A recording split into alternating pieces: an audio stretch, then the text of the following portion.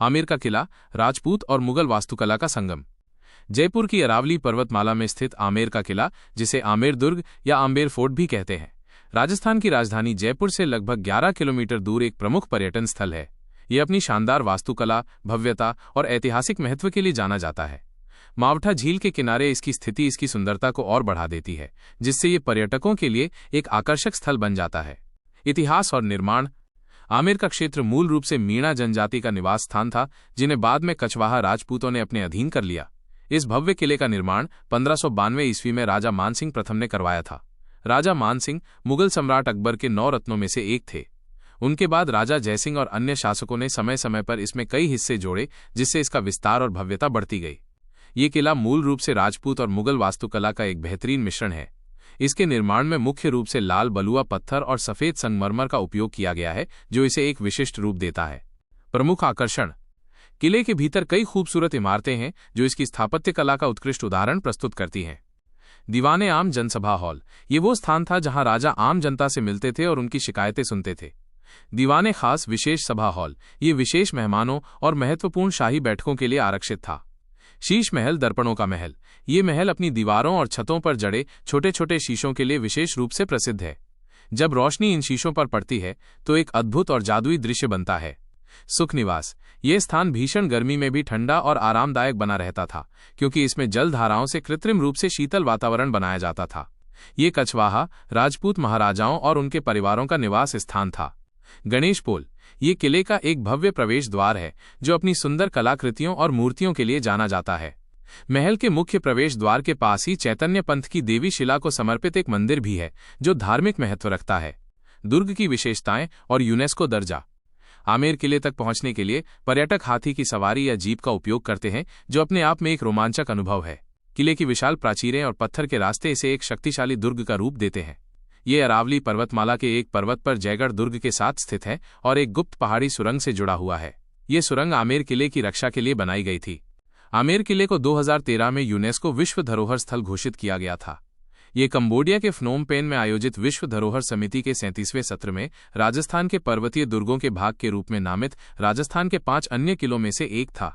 हर साल लाखों पर्यटक इस किले को देखने आते हैं और इसका प्रकाश एवं ध्वनि show, light and sound show विशेष रूप से लोकप्रिय है, जो किले की ऐतिहासिक घटनाओं को जीवंत करता है। क्या आप आमेर किले के किसी विशेष हिस्से के बारे में और जानना चाहेंगे?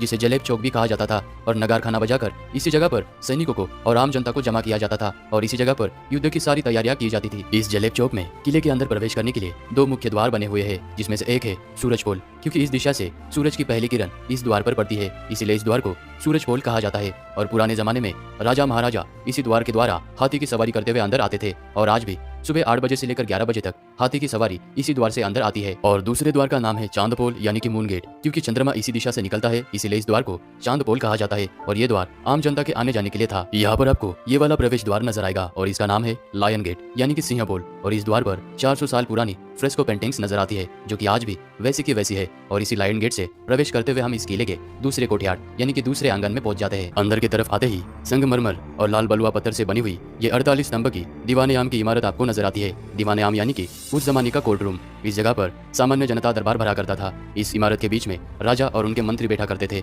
और इमारत के बाहर सामान्य जनता, गांव और जनता के सारे प्रश्न का उलझन राजा इसी जगह पर सुलझाया करते थे। यहाँ पर हमाम तुर्किश बाथ, यानी कि स्नान घर भी बना हुआ है, और इसी बात में राजा मानसिंह जी अपने रानियों के संग स्नान किया करते थे। इस जगह पर उस जमाने की पानी गर्म करने की टेक्नोलॉजी, यानी कि गीजर भी बना हुआ था। गीजर में लकड़ियां डालकर लकड़ियों को जलाया जाता था। और ये जो आपको 2 पानी के टाके नजर आ रहे हैं, इनमें नीचे कॉपर की प्लेट लगी हुई थी। आग जलाने के कारण कॉपर की प्लेट गर्म हो जाती थी और उससे पानी गर्म किया जाता था। फिर बाद में इन छोटे से कॉपर के पाइप से पानी बाहर आता था, और इस छोटे से नाली के द्वारा पानी को इस बाथ टब में ट्रांसफर किया जाता था, और पानी के साथ में ही चंदन, गुलाब, इत्र भी इस टब में डाला जाता था। और यहाँ पर चेंजिंग रूम और मालिश करने के लिए भी अलग से रूम बनी हुई है। स्नान घर के पास में ही पुराने जमाने के शौचालय किस तरह से होंगे, उनकी रचना, पुराने जमाने के शौचालय का स्ट्रक्चर हमें आज भी इस किले में देखने को मिलता है। दीवाने आम के सामने ये गणेश पोल द्वार बना हुआ है, जो कि राजाओं का निजी प्रवेश द्वार हुआ करता था। और इस द्वार पर हिंदू देवता भगवान गणेश जी की प्रतिमा और साथ ही में 400 साल पुरानी बहुत ही खूबसूरत नक्काशीदार पेंटिंग्स बनी हुई है, जिन्हें फ्रेस्को पेंटिंग्स कहा जाता है। और इसी गणेश द्वार के बिल्कुल पास में पुराने जमाने की भोजनशाला भी बनी हुई है। गणेश पोल द्वार के ऊपर आपको ये सुहाग मंदिर नजर आएगा। इस जगह पर विधवा और अविवाहित महिलाओं का आना बिल्कुल भी वर्जित था।